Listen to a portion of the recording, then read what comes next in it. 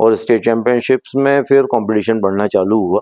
मैं जीता तो मैंने चैंपियन को मारा, हारा तो चैंपियन से हारा, ठीक है, कोई फर्क नहीं पड़ता। लक्ष्य सेन और विक्टर एक्सेलसेन का हुआ था, मैच हुआ था, जिसमें लक्ष्य सेन काफी आगे थे और फोकस गेम के समय में पूरा चाहिए। मतलब लिटरली ड्रिप चढ़ानी वहीं के वहीं चढ़ानी पड़ी। पादुकोणे जी का एक स्टेटमेंट बहुत कंट्रोवर्सी में आ गया था। फिर वो प्लेयर की भी जिम्मेदारी बनती है कि मैं अपना 100%, यदि किसी प्लेयर से हार जाते हैं तो वो केवल कोर्ट में ही हार को नहीं लेते हैं, वो दिल पे लेते हैं कोर्ट के बाद।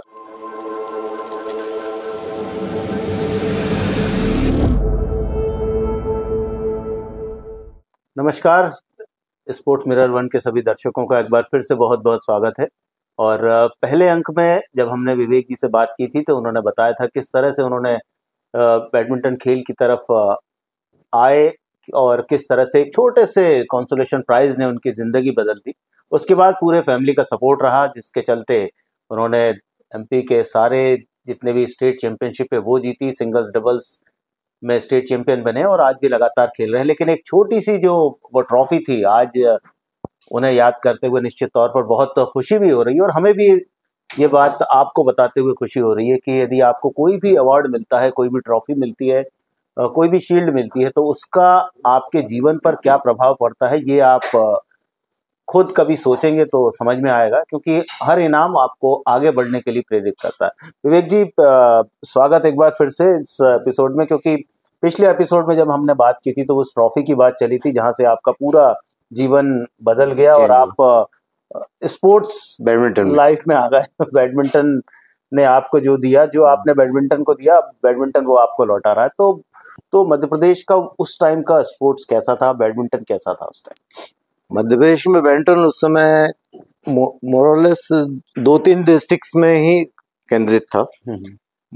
जबलपुर में ज्यादा था, इंदौर, भिलाई, उस समय छत्तीसगढ़ एमपी में ही था, तो भिलाई में चूंकि अनिल चौगले जी और दीपक पटेल जी हुआ करते थे, और जबलपुर में उस समय प्रभाकर अय्यर जी थे, पार्थो गांगुली जी उस समय जबलपुर में थे, शंभू श्रीवास्तव जी थे, इंदौर में रमन गुप्ता जी थे। पार्थो बाद में इंदौर से शिफ्ट हो गए थे रमन गुप्ता जी के पास में। शिकारी सर जो अभी भोपाल में है, उस समय इंदौर में शायद मतलब पढ़ाई भी करते थे, तो इंदौर में थे। और तो इस प्रकार से था। और ये साहब जैसा आपने बोला कि उस समय बिल्कुल केंद्रित था, काफी कम मतलब प्लेयर्स तो थे, पर हाँ, ये नए प्लेयर्स कम आते थे और उन्हीं प्लेयर्स के बीच में ज्यादा कंपटीशन चलता रहता था लगातार। बाद में धीरे धीरे जब ये कोर्ट्स की फैसिलिटीज बढ़ी और बैडमिंटन ग्रो किया एमपी में, और जिस प्रकार से एसोसिएशन ने भी सब तरफ मदद करके, बहुत सारे जगह एसोसिएशन तो बने रहते हैं, वो ऑलमोस्ट मतलब स्लीपिंग कंडीशन में रहते हैं कि नेम से एसोसिएशन बना हुआ है और कोई काम नहीं कर। फिर वो एसोसिएशन ने वो काम किया, उनको जागरूक किया, वहाँ पे स्टेट चैंपियनशिप्स कर करके वहाँ के लोगों को प्रेरित किया खेलने के लिए। तो धीरे धीरे फिर नंबर ऑफ प्लेयर्स बढ़ने लगे और स्टेट चैंपियनशिप्स में फिर कंपटीशन बढ़ना चालू हुआ। और बैडमिंटन की जो फैसिलिटीज थी, मतलब फैसिलिटी इक्विपमेंट, मेनली इक्विपमेंट, मतलब शूज तो खैर इंडिया में उस समय ज्यादा बनते नहीं थे, रैकेट्स भी ज्यादा अच्छे नहीं मिला करते थे। तो उस समय फिर स्टेट एसोसिएशन और बैडमिंटन एसोसिएशन ऑफ इंडिया, इन्होंने उस समय भारत में रैकेट वो कम आते थे, तो वो पूरे वहां से मंगवाए जाते थे और फिर वो चुनिंदा प्लेयर्स को उस समय अप्लाई करना पड़ता था, फिर वो रैकेट मिलने चालू हुए थे। और जब धीरे धीरे नंबर ऑफ कोर्ट्स बढ़ने चालू हुए, तब जाके कंपटीशन भी बढ़ना चालू हुआ और उसके बाद ही जो बैडमिंटन का लेवल है स्टेट में वो बढ़ना चालू हुआ। तो हमारे स्टेट में उस समय जब बहुत पहले में 5-6 प्लेयर्स हमारे पास तो बहुत अच्छे हुआ करते थे। जैसे फिरोज चौधरी एक थे, वो इंडिया टीम को थे भी और नॉक करते थे। पार्थो गांगुली जी तो इंडिया टीम को रिप्रेजेंट कर ही चुके थे। रमन गुप्ता जी बहुत अच्छे प्लेयर थे और मुझे याद है कि एक सिलेक्शन टूर्नामेंट जैसे ही था, जबलपुर का ही था वो टूर्नामेंट। उस समय वो यदि वो मैच वो जीत जाते तो वो शायद इंडिया टीम में होते, बट वही था कि अनफॉर्चुनेटली वो उन्होंने खेलते खेलते उनका घुटना खराब हुआ और फिर वो उनको चोट लगी घुटने में और वो नहीं खेल पाए। उनका खेल, लेकिन उनका बहुत समय तक उसका याद करा जाएगा। और शिकारी सर हैं भोपाल के। और उसके बाद में फिर सेकंड लाइन में चले जाएं तो फिर अनिल चौगले जी हैं, दीपक पटेल जी जब ये नहीं है, जयसिंह जी हैं। और उसके बाद फिर हम लोग थे। मैं था, मधुर कोहली था, श्याम मंगल इंदौर के थे वो। उसके हमारे बाद हमारे साथ साथ मेरे से दीप सिंह भी थे, विनय सिंह थे। और उसके बाद की लाइन पे जाएं तो फिर अरुण परदेसी, संजय मिश्रा जो अभी आजकल बीआई के सेक्रेटरी हैं, वो थे। सिद्धार्थ जैन भी थे, उस समय भोपाल में पहले आए थे। और रायपुर के 2-3 प्लेयर्स और थे जो उनका बाद में खेलना बंद हो गया है। और आज के तारीख में नंबर ऑफ प्लेयर्स तो बहुत हैं, पर एक वो कहीं ना कहीं ऐसा हो रहा है कि एक जो प्लेयर की कंटिन्यूटी है वो मत कहीं बन नहीं रही। मतलब एक प्लेयर एकदम से एक चमकता है, आता है, टूर्नामेंट जीतता है, स्टेट चैंपियन बनता है, तो अगले साल स्टेट चैंपियनशिप में वो पूरा बाहर हो जाता है। तो वहां कहीं ना कहीं मुझे लगता है कि प्लेयर्स जो हैं वो एक सिंगल टूर्नामेंट के हिसाब से ही मतलब उनका वो चल रहा है। पर यदि लंबे समय तक लगातार जीतना है तो उसके लिए आपको मेंटली भी बहुत आपको स्ट्रांग रहना पड़ेगा, क्योंकि एक टूर्नामेंट जीतना बहुत आसान रहता है। एक स्टेट चैंपियनशिप जीतना, एक डिस्ट्रिक्ट चैंपियनशिप जीतना बहुत आसान है। पर अगले बार उसी डिस्ट्रिक्ट में डिस्ट्रिक्ट चैंपियनशिप खेलते समय में या स्टेट चैंपियन खेलते समय में जो विनर है वो पहले राउंड से फाइनल खेल रहा है। जी बिल्कुल, क्योंकि सामने जो खेल रहा है उसको कोई फर्क नहीं, वो तो चैंपियन से खेल रहा है। तो उसका तो यही है कि मैं जीता तो मैंने चैंपियन को मारा, हारा तो चैंपियन से हारा, ठीक है, कोई फर्क नहीं पड़ता। प्रेशर जो है वो टोटल चैंपियन के ऊपर है। तो वो प्रेशर कहीं ना कहीं आज के जो स्टेट के प्लेयर्स हैं वो झेल नहीं पा रहे हैं, ऐसा मुझे लगता है। और उसी तरफ उन्होंने थोड़ा सा मेंटल फिटनेस की तरफ भी काम करना चाहिए। और मेंटल फिटनेस की तरफ मैं काफी समय से मैं बोलता रहा हूँ, अपने यहाँ मेंटल फिटनेस की बात होती जरूर है आजकल, पर उस तरफ में ऐसे कहीं ऐसे स्पेशलाइज्ड लोग कहीं ऐसे फील्ड में कहीं दिखे नहीं, किसी भी खेल में, नॉट ओनली इन बैडमिंटन, किसी भी खेल। और इन जनरल देखा जाए तो है कि इंडियन प्लेयर्स की मेंटालिटी थोड़ी सी उस प्रकार की है कि वो थोड़ा सा सेफ साइड चलते हैं, कि एक बार यदि किसी एक लेवल तक चले गए तो फिर वो रहता है कि अब थोड़ा मैं सेफ रहूं, पीछे खेलूं और इतना मेंटेन कर लूं, बस इससे आगे निकलने की मतलब एग्रेशन कहीं ना कहीं कम हो जाता है।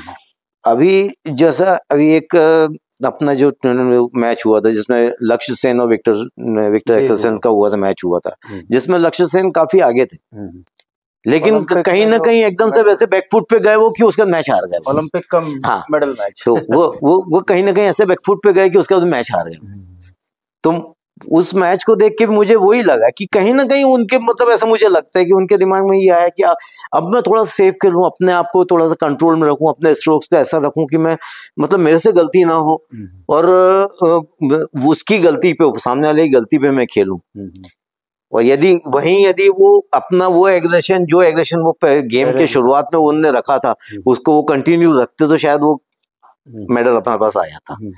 तो ये इस चीज पे कहीं ना कहीं अपने यहाँ काम नहीं हो रहा है, किसी भी स्पोर्ट में नहीं हो रहा। अनिल भाई ने आपको ग्रो किया और बाकी प्लेयर्स को कैसे उस कोचिंग फील्ड में आए कि भाई ये तुम लोग करो, मैं तुम्हारे साथ हूँ? अनिल भाई कोचिंग साइड नहीं थे जी। अनिल भाई उस समय स्टेट चैंपियन थे जी। और अनिल भाई उस समय भिलाई स्टील प्लांट में सर्विस करते थे। अच्छा। और मेरा बड़ा ब्रदर जो था वो दुर्ग पॉलिटेक्निक कॉलेज में पढ़ाई करता था, तो वो उनके साथ खेलता था वहां पे। अनिल भाई उनको खिलाते थे साथ में।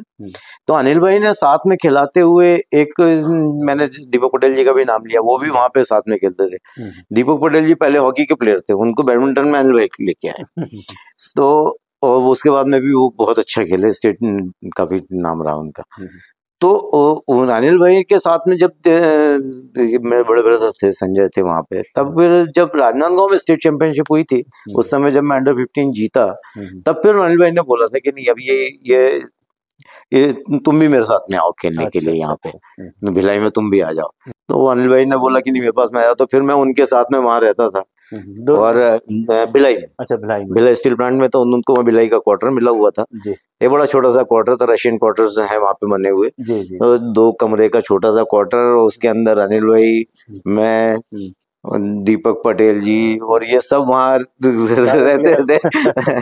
मैं I was youngest of the lot, तो मेरे को उन लोगों ने सब में साथ में रखा और सब मुझे खिलाते थे, बढ़िया अच्छा खिलाते थे, खूब ट्रेनिंग कराते थे। पर उस समय अनिल भाई खुद की भी ट्रेनिंग करते थे, तो ये था कि भाई मैं जो ट्रेनिंग कर रहा हूँ यही ट्रेनिंग आपको भी करनी है और आप करो। खेल की बारीकियां समझने का मौका मिला मुझे कि मतलब बहुत सारी चीजें रहती थी कि जो खेलते समय पे गलतियां हम करते थे, लेकिन हमें समझ में नहीं आती तो ठीक कैसे करना। और कोच तो थे नहीं, तो ये अनिल भाई लोगों ने और दीपक पटेल जी ने, बड़े ब्रदर ने, इन सब लोगों ने खेल खेल के फिर उन गलतियों को सुधरवाया कि कोर्ट में रनिंग कैसे होना है, फुटवर्क क्या होना चाहिए।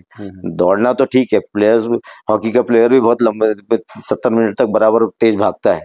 दम के मामले में देखा जाए तो हमसे बहुत ज्यादा रहेगा, आगे रहेगा। लेकिन बैडमिंटन में जब वो बार बार रुक के जाना और स्टेपिंग के साथ जाना है और अपनी रिकवरी उतनी फास्ट होना है, तो वो चीज कैसे होएगी, वो चीज ये इनके साथ में खेल खेल के ही और इन्होंने करवा के, तो वो एक बहुत बड़ा फेज रहा है। और फिर उसके बाद मैंने जो मुझे शहनवाज सर का जहाँ सानिध्य प्राप्त हुआ और फिर उन्होंने मुझे अपने अंडर में लिया, तो उसके कारण बहुत फर्क पड़ा मुझे। तो शाहनवाज सर की जो मेरे ख्याल में कोचिंग, वो आपके जीवन की पहली प्रॉपर कोई बिल्कुल कोच के द्वारा, प्रॉपर ट्रेनिंग वो कोई थी। यहाँ तक तो ठीक है, भाई ने ट्रेन किया, फिर अनिल भाई ने ट्रेन किया, अब आए आप उस कोच के अंडर में जो आपको शुरू में मिलना चाहिए था। जैसे आज के जो प्लेयर हैं उनको जब कोर्ट पर जाते हैं तो पहले से आपको पहले से ही मिल जाता, अच्छी फैसिलिटीज, अच्छे कोचेस मिलते हैं। तो शाहनवाज सर ने क्या चेंज किया, क्या कुछ उनके अंदर आपने चीजें देखी शाहनवाज साहब? शहनवाज साहब के समय में पूरा ये था कि डिसिप्लिन और डेडिकेशन पूरा चाहिए और फोकस गेम के समय में पूरा चाहिए, क्योंकि शहनवाज साहब बहुत स्ट्रिक्ट हुआ करते थे।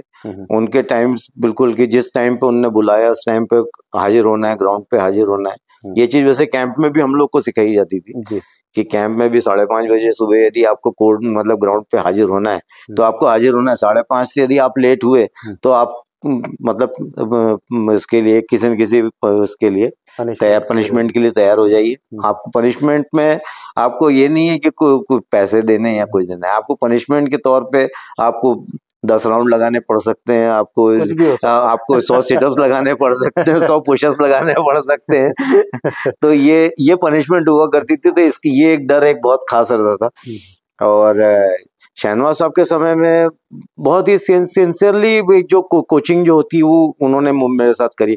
बहुत टाइम उन्होंने मुझे दिया। शहर से बाहर हो और रिलेटिव के यहाँ पैकेज भेजना है, ड्रॉप जोन है ना। शहर में कहीं से भी अपना पैकेज पिक या ड्रॉप करवाएं। ड्रॉप जोन है ना। Drop zone.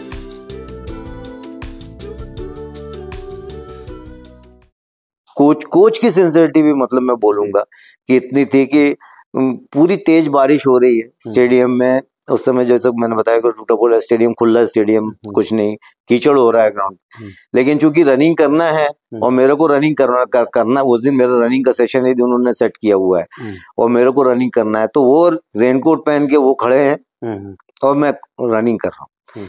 वो पूरे स्टेडियम खाली पड़ा हुआ है क्योंकि बारिश हो रही तेज। तो ये मतलब तो एज कोच उन्होंने जितनी मतलब मेहनत मेरे साथ करी है, उस अर्रा क्लब में उस समय हमारे लिए कुछ हो नहीं था, पर उस समय बात करके शिकारी सर ने भी बहुत मदद करी और हमको अर्रा क्लब का कोर्ट मतलब मुहैया कराया कि हाँ ठीक है यहाँ प्रैक्टिस कर लो करके। तो उस समय अर्रा क्लब में तो घुसने का कोई चांस ही नहीं होता था, वैसे भी वो मतलब ऑफिसर्स क्लब है, तो वो पूरा हमको मतलब कोर्ट और 2-2, 3-3 घंटे 4 घंटे हमको कोर्ट मिल रहा था खेलने के लिए। तो मैंने बोला कि मैं बहुत फॉर्चुनेट रहा हूँ कि मतलब मुझे सीनियर्स और जितने मुझे लोग मिलते गए सबसे मुझे सपोर्ट मिला। मतलब ऐसा कई लोगों के लाइफ में आता है कि कुछ ना कुछ कोई ना कोई सीनियर या कोई ना कोई ऑफिशियल जो कोई ना कोई डिच कर जाते हैं, उनको यूज कर जाते हैं, ऐसा मेरे साथ नहीं हुआ। सब ने मुझे बहुत सपोर्ट किया, सब मुझे अच्छे से ट्रीट किया। दर्शकों, जब आप आगे बढ़ते हैं तो बहुत से लोग हैं जो आपके साथ जुड़े रहते हैं, आपको आगे ले जाने में जिनका सहयोग रहता है, और कई लोग ऐसे हैं जो परोक्ष रूप से या परोक्ष रूप से आपको आगे पुश करते हैं, और उनका ध्येय केवल यही रहता है कि आपके लिए वो क्या कर सकते हैं। ऐसे बहुत कम लोग मिलते हैं जीवन में। विवेक जी, कई प्लेयर्स के साथ डबल्स में हमने देखा है कि सिंगल्स में तो ठीक है कि आप अकेले खेलते हैं, सब कुछ आपको अकेले करना पड़ता है, लेकिन डबल्स में काफ़ी कोऑर्डिनेशन ज़रूरी रहता है।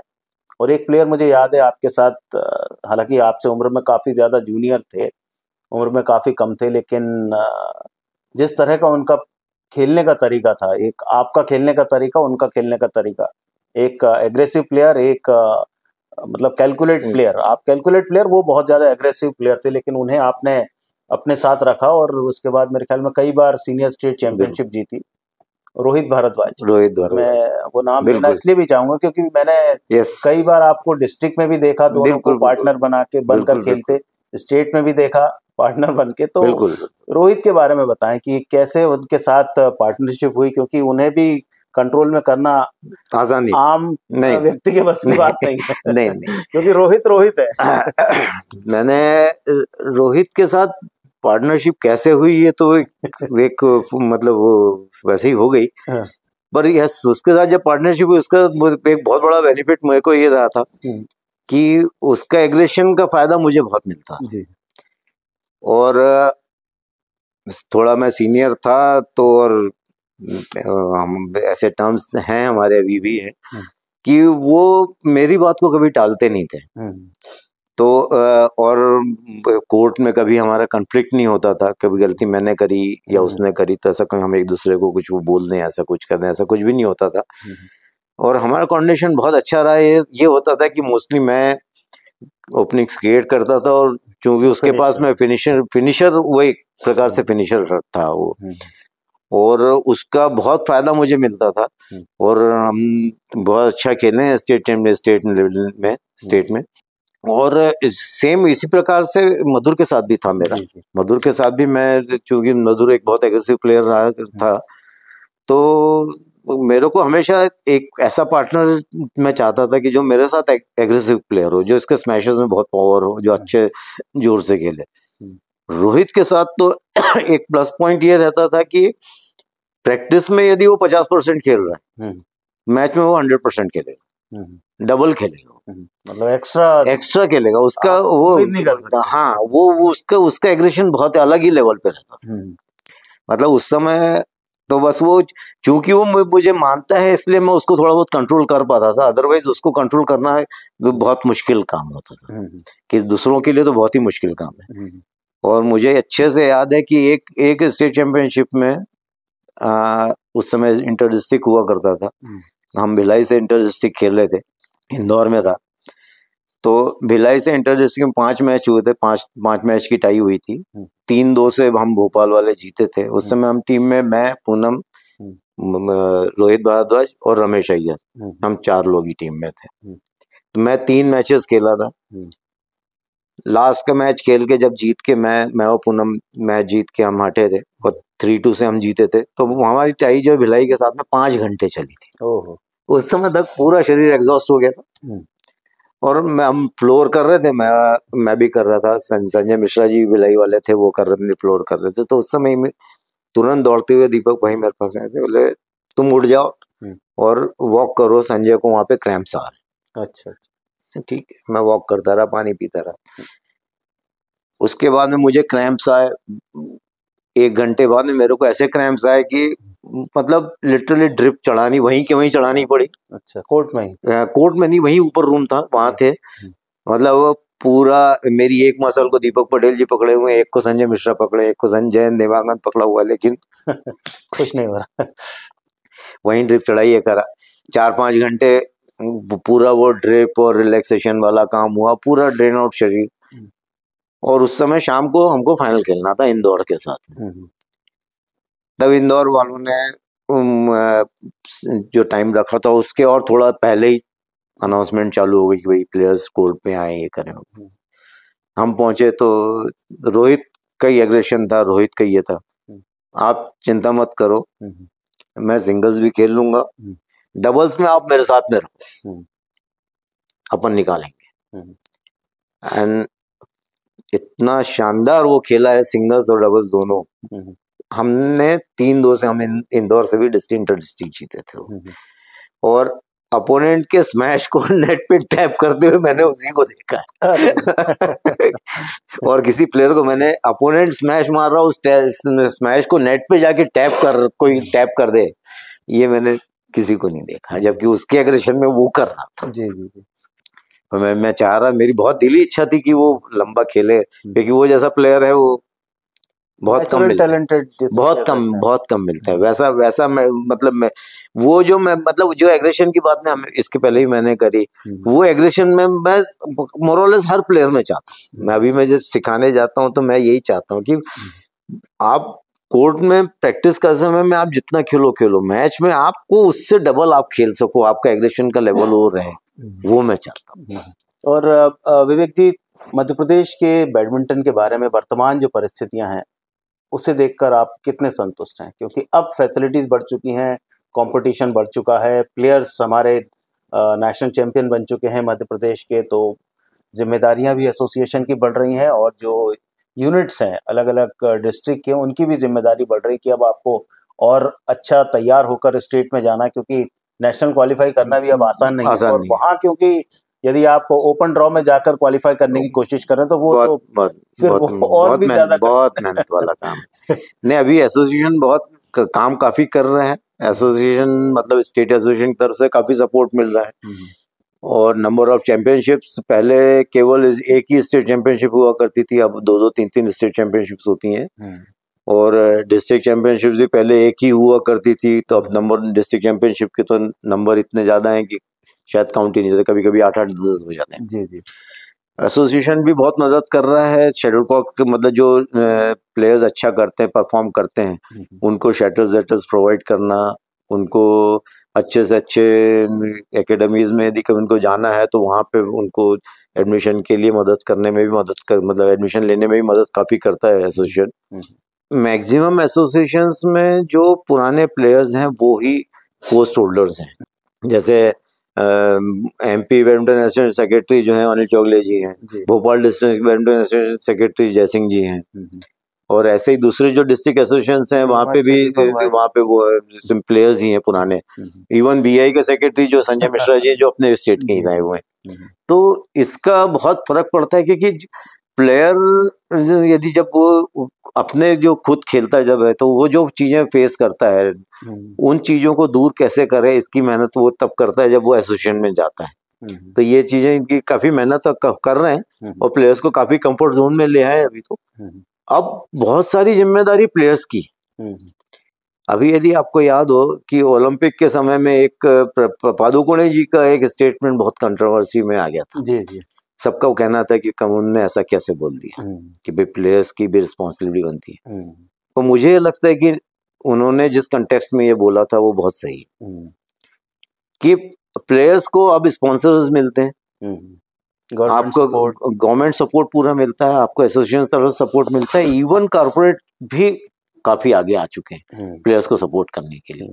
जो पहले के समय में जो आपके ऑफिसर्स हुआ करते थे, गवर्नमेंट ऑफिस वाले कह लो या प्राइवेट ऑफिसर्स वाले कह लो या पेट्रोलियम बोर्ड कह लो, ये सब वहाँ पे भी प्लेयर्स को उतने सपोर्ट नहीं मिलता था। जबकि आज के तारीख में बहुत सारे प्लेयर्स ऐसे हैं जिनको इन सब जगहों में वो नौकरी कर रहे हैं, उनको जॉब दिया गया है, लेकिन उनका काम केवल और केवल खेलना है।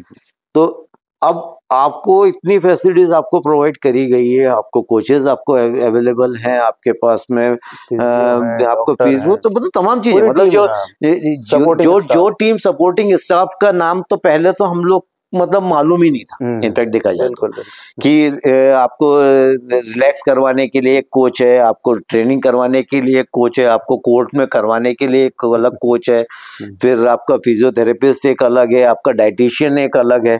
ऐसे ये हाँ, तो ये सब टीम के बारे में तो पहले तो कुछ मालूम था ही नहीं। अब आपके पास में पूरा एक्सपर्टाइज है, आपके पास में हर फील्ड का एक एक एक्सपर्ट आपके साथ में इंडिविजुअली आपके साथ लगा हुआ है। तो ऐसे समय में जब प्लेयर खेल रहा है तो फिर वो प्लेयर की भी जिम्मेदारी बनती है कि मैं अपना 100% और 100% भी नहीं, ज्यादा दूं, कि मेरे ऊपर इतना ज्यादा इन्वेस्ट किया गया है, मतलब इन्वेस्टमेंट ही एक प्रकार से। बिल्कुल। और ये ऑफिस को कुछ नहीं मिलना इससे, एक कारपोरेट को केवल एक नाम के अलावा उस प्लेयर के टी शर्ट के ऊपर उस कारपोरेट ऑफिस का लोगो जो लगा हुआ है, उसके अलावा उस कारपोरेट को और कुछ नहीं मिलना। वो उससे आप कह सकते हो कि वो माइलेज ले रहा है, उसका एडवर्टाइजमेंट हो रहा है, पर वो एडवर्टाइजमेंट तो वो वैसे भी कर सकता है। उसके पास, वो कारपोरेट्स के पास में एडवर्टाइजमेंट करने के केवल वही तरीका नहीं है, उनके पास और 50 तरीके। पर उन्होंने यदि वो आपके ऊपर विश्वास जता के आपके ऊपर इतना पैसा खर्चा करके वो कर रहे हैं, तो आप प्लेयर की जिम्मेदारी बनती है कि अब मैं उसको और आगे लेवल तक लेके जाऊं और वहां करूं, और वहां कहीं ना कहीं प्लेयर मात खा रहे हैं। कभी जैसे अभी के जितने ओलंपिक्स में जो अपने मेडल्स अभी कम हुए, इस समय आप ये देखो कि शायद आंकड़ा 40 मेडल्स का ऐसा है जो बिल्कुल क्वार्टर फाइनल, मतलब ब्रॉन्ज कम से कम आ सकता था, वहां पे हम छूट गए। फिर मैं वापस वही जाऊंगा, चाहूंगा कि वही मेंटल फिटनेस वाली बात है, मेंटल फिटनेस और सेटिस्फेक्शन। यदि प्लेयर का एग्रेशन खत्म हो गया, तो एक लेवल पे जाके यदि प्लेयर को ये लग गया कि हाँ अब हो गया, यहां तक तो मैं पहुंच गया, बहुत हो गया, तो वो अगला मैच वो ढंग से नहीं खेल पाए। उसके दिमाग में यही चीज चलनी चाहिए कि ये अगला मैच जो है ये भी मेरे को निकालना है, इर्रेस्पेक्टिव कि वो फाइनल है या क्वार्टर फाइनल है, सेमीफाइनल, जो भी मैच है, जो भी लेवल का मैच है, और अपोनेंट कौन है उसको भी साइड दरकिनार करो। दिमाग में ये चीज आनी है कि मेरे को ये मैच भी निकालना है और मेरे को और ऊपर चढ़ना है। बस उधर पे वो लेवल कौन सा है, वो कौन सी, मतलब वो मेडल वाला मैच है, टाइटल वाला मैच है, वो नहीं, मेरे को और ऊपर खेलना है। और एक मेंटल स्टेट में प्लेयर को ये लाना है कि मेरे को अपने गेम में, अपने स्पोर्ट्स में राज करना है। राज करना है मतलब क्या, मैं जिस किसी टूर्नामेंट में जाऊं, जहां खेलूं, मेरे को कोई छू ना सके।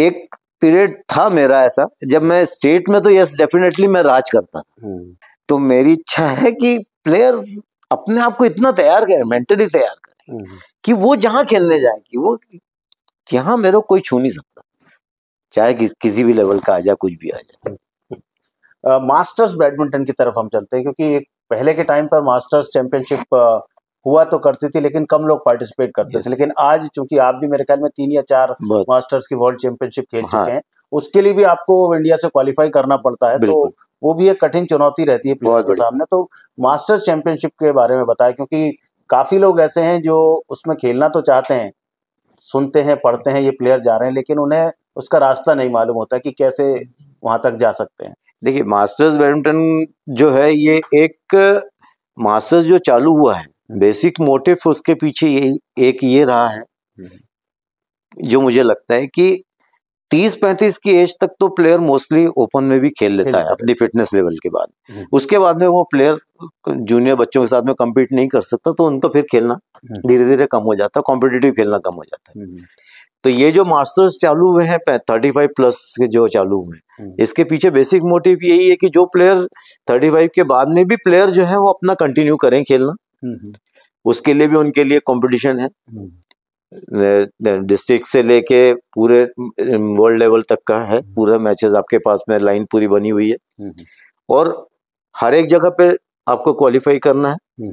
तो क्वालिफाई करना है तो खेलना है, मेहनत करनी है, तो वो मेहनत चल रही है। और एक उसके अंदर अब आप देखिए कि मास्टर्स में शुरुआत में तो चूंकि ज्यादा उसका एडवर्टाइजमेंट नहीं हुआ था, लोग बाग ज्यादा नहीं जानते थे, तो ज्यादा कंपटीशन नहीं था। आज के तारीख में सब जगह से, मतलब नॉट ओनली इन इंडिया, दूसरी कंट्रीज के भी जो जिन्होंने अपनी कंट्री को रिप्रेजेंट किया हुआ है, वो प्लेयर्स वहां पे खेलने आते हैं। सुनने में आया कि वर्ल्ड चैंपियन बिल्कुल और ओलंपिक बिल्कुल वो भी खेलने आते हैं, वो भी खेलने आते हैं अपने यहाँ पे। अब वो भी चूंकि अब एज उम्र दराज हो गए, पर फिर भी वो अपनी एज ग्रुप में खेलने आते हैं, तो कंपटीशन वहां पर भी है फिर से।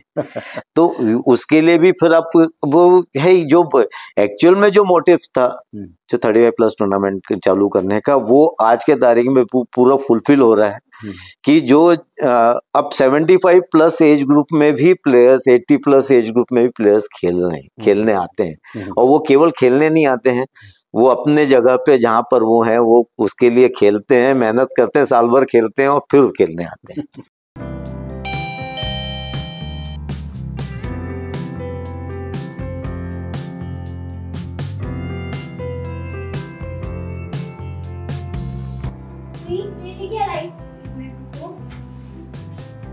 Eyebrow toner powder, eyebrow hair shampoo, eyebrow onion hair oil, eyebrow charcoal face wash, eyebrow The word of quality cosmetics.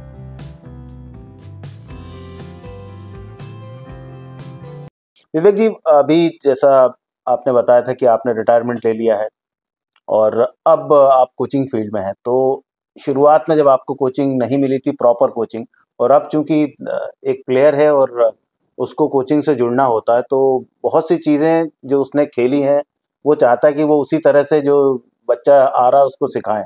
तो कितनी मुश्किल होती है और कितना एंजॉय करते हैं आप कोचिंग को? नहीं, मुश्किल तो काफी है क्योंकि आज के तारीख में जो बेस सबसे बड़ा मतलब फैक्टर है जी, वो है पेरेंट्स का जी, कि तुरंत हमारे साथ, हाँ, तुरंत रिजल्ट, एग्जैक्टली आपने सही बोला कि कोचिंग चालू करी है तो अच्छा। और एक जो आपका सोशल मीडिया जो है, इसने भी एक बहुत ज्यादा कोचेस ज्यादा बना दिए हैं। जी, क्या पेरेंट्स जिन्होंने कभी कुछ खेला नहीं है वो नहीं करा है, पर चूंकि बच्चे को उन्होंने बैडमिंटन फील्ड में डाला है तो वो भी फिर वो यूट्यूब के ऊपर और दूसरे इसमें वो सब रील्स देखना, वो सब देखना, तो वो भी आधे से ज्यादा बड़े बड़े कोच बन गए और उनका इंटरफेरेंस काफी बड़ा रहता है।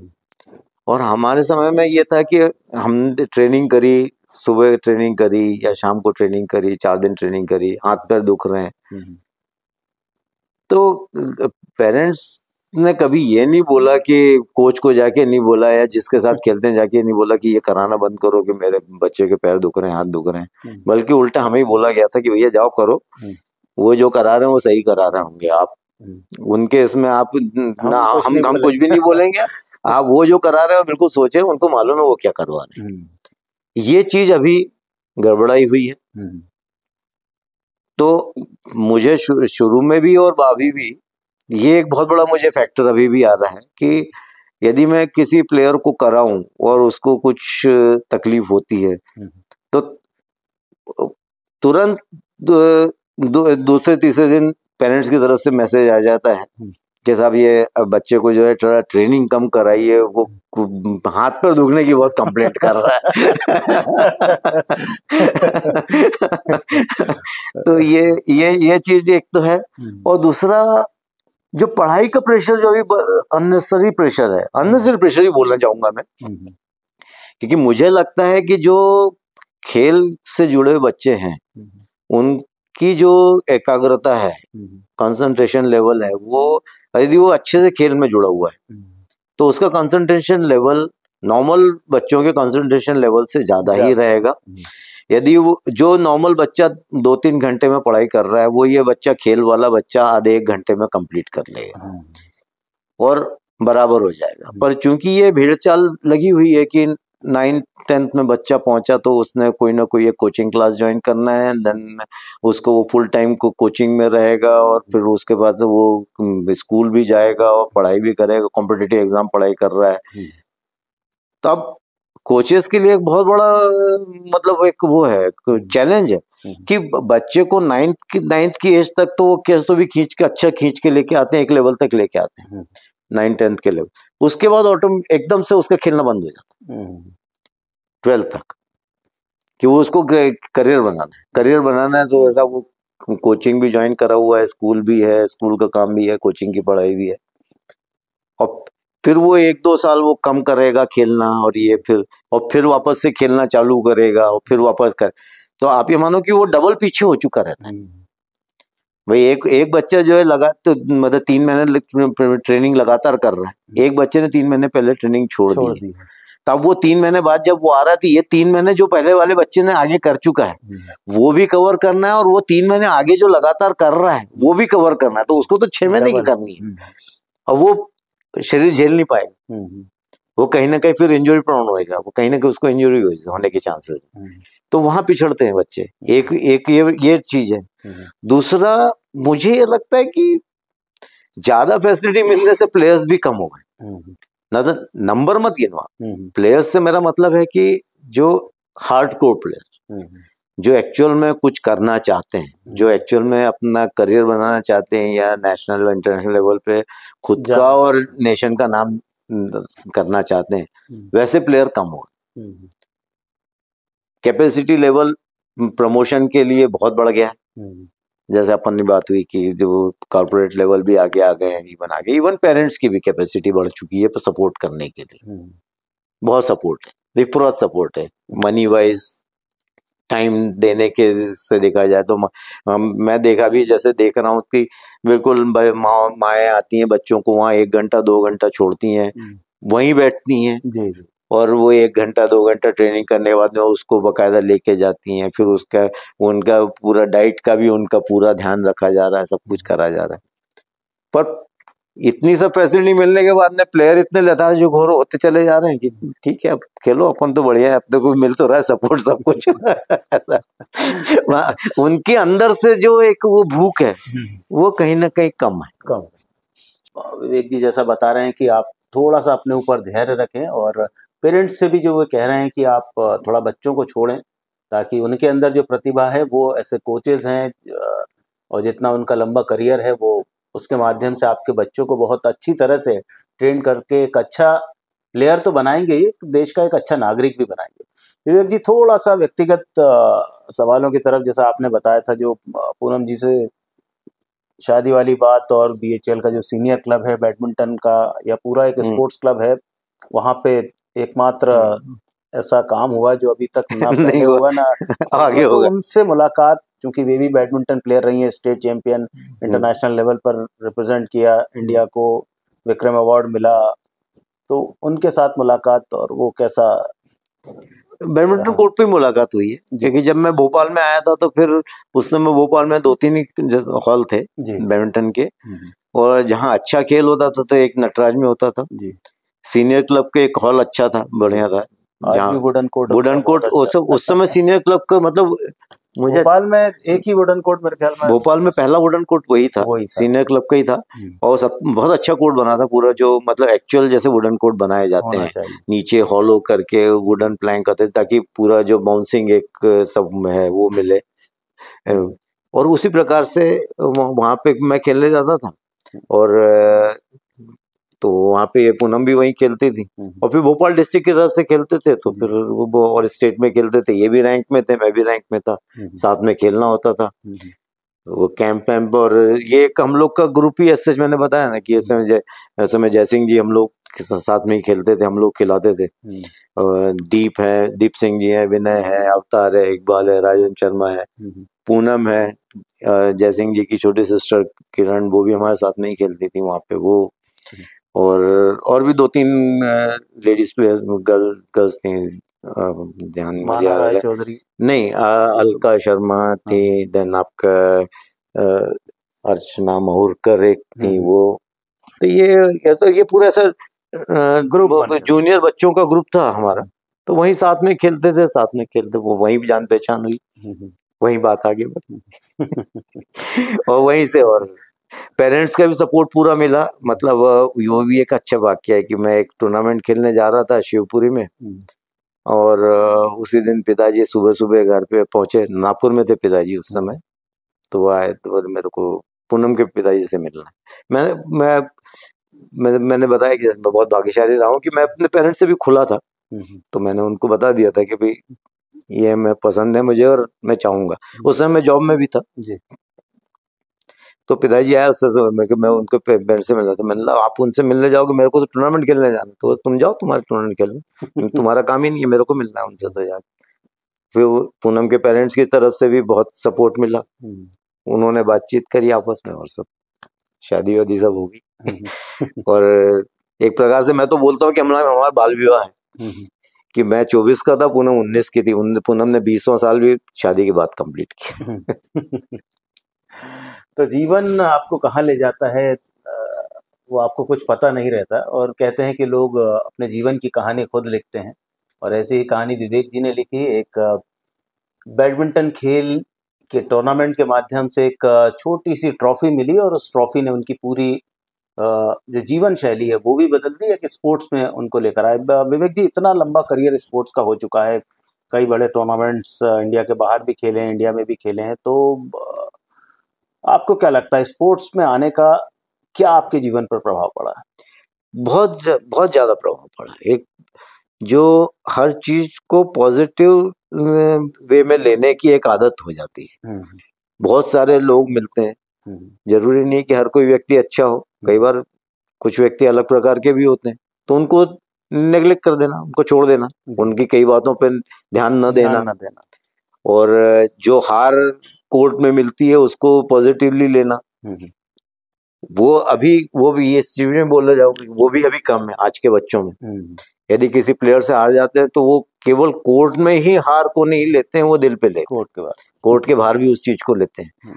जबकि हमारे समय में, क्योंकि मैं तो अनिल चौगले जी से कई बार हारा हूँ, दीपक भाई से कई बार हारा हूँ, लेकिन जयसिंह जी से भी हारा हूँ, और बाद में इन लोग को हराया भी है, सब कुछ किया है, पर आज भी हमारे टर्म्स अच्छे बने हुए हैं। हम सब बिल्कुल एक फैमिली टाइप रहते हैं। तो ये चीज की बहुत कमी है आज के तारीख में, और वो प्लेयर को ये चीज बहुत अच्छी सिखाती है। सबको साथ में लेके चलना, सबके साथ घुल मिल के रहना, सबका, और कंसंट्रेशन लेवल तो डेफिनेटली बहुत अलग ही रहता है। कि जब मैंने 11th मैंने एग्जाम दिया था, तो मैं 15 दिन की पढ़ाई में 11th का एग्जाम दिया था, और डिस्टिंक्शन से पास होके सब निकल गया था मैं।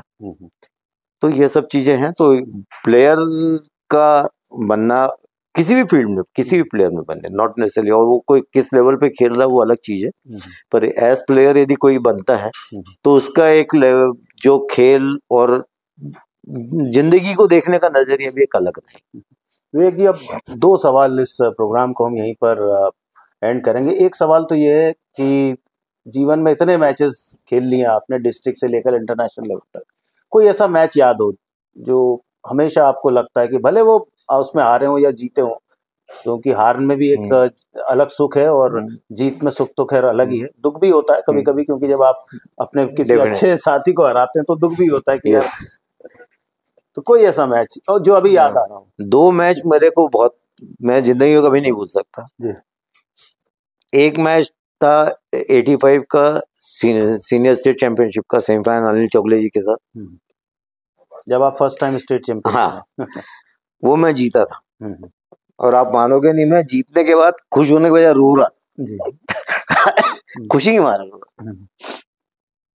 और वो एक मेरे लिए बहुत यादगार मैच है। और एक मैच मैं गोवा में मैं खेला था, उस समय पार्थो गांगुली जी एशियन टीम से आए थे, एशियाड में रिप्रेजेंट किया था इन्होंने इंडियन को, और एशियाड के पूरे जो इंडिया का कॉन्टिनेंट था उसमें उनको फिटेस्ट प्लेयर का अवार्ड दिया गया था पार्थो गांगुली को। उनसे जब मेरा मैच वहाँ पे इंटर स्टेट में हुआ था, वेजन इंटर स्टेट में, उसमें मैंने उनको हराया था। वो उस टाइम गुजरात से होंगे, वो गुजरात से थे उस समय। और हराने में भी एक बहुत ही इम्पोर्टेंट चीज ये थी कि मैं उनसे पहला गेम हारा था, और सेकंड गेम मैंने उनको 15-0 मारा था। ओह शायद जीवन में कभी ऐसा स्कोर उनके अगेंस्ट ना हुआ। और उसके बाद मैं थर्ड गेम खेलने के लिए जब मैं उतरा था, तब मुझे बोला कि जो मेरे कोच जो सीनियर प्लेयर थे, कि उन्होंने बोला था कि आप वो उनका एग्रेशन बहुत तुम संभाल नहीं पाओगे, संभाल के खेलना ही है वो। तो मैंने ठीक है देखूंगा मैं, लेकिन थर्ड गेम में मैंने उनको 15-6 हराया था, और वो मैं मैच जीता था।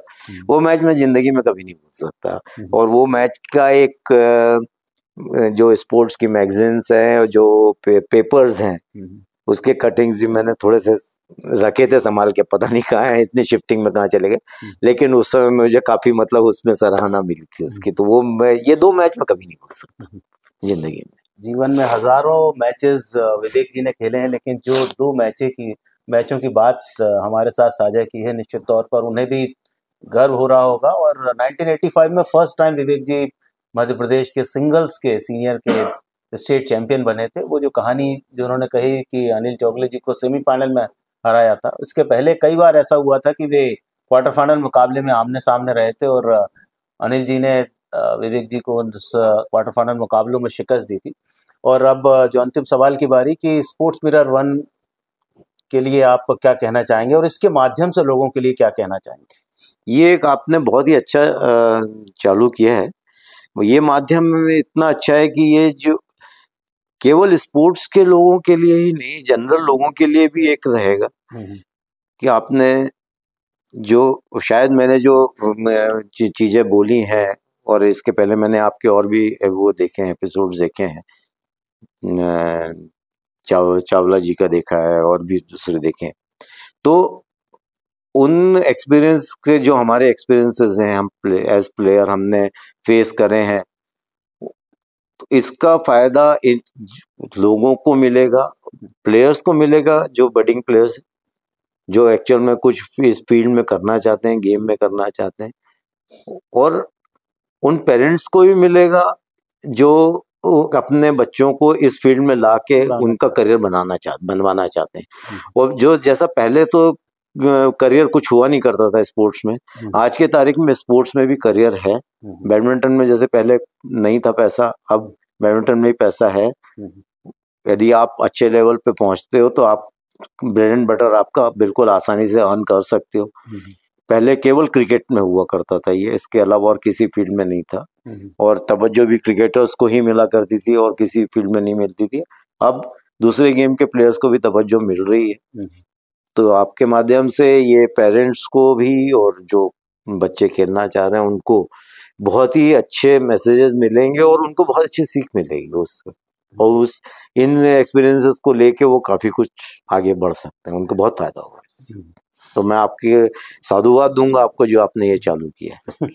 विवेक जी, बहुत बहुत धन्यवाद स्पोर्ट्स मिरर 1 से बात करने के लिए, और जितना भी एक्सपीरियंस जो अनुभव आपका रहा है स्पोर्ट्स फील्ड में और आम जिंदगी में, वो हमने प्रयास तो किया इस एपिसोड में समेटने का, और हम कितने सफल हो पाते हैं ये तो आप ही बता सकते हैं। और जो दर्शक हैं हमारे, जिन्होंने इस एपिसोड को देखा है, दोनों एपिसोड को देखा है, हम यही कहना चाहेंगे जैसा विवेक जी कह रहे हैं कि बहुत कुछ बातें जो लोग कहते हैं उसका एक असर आपके ऊपर कैसे पड़ता है, कैसे आप उसे पॉजिटिव वे में लेते हैं।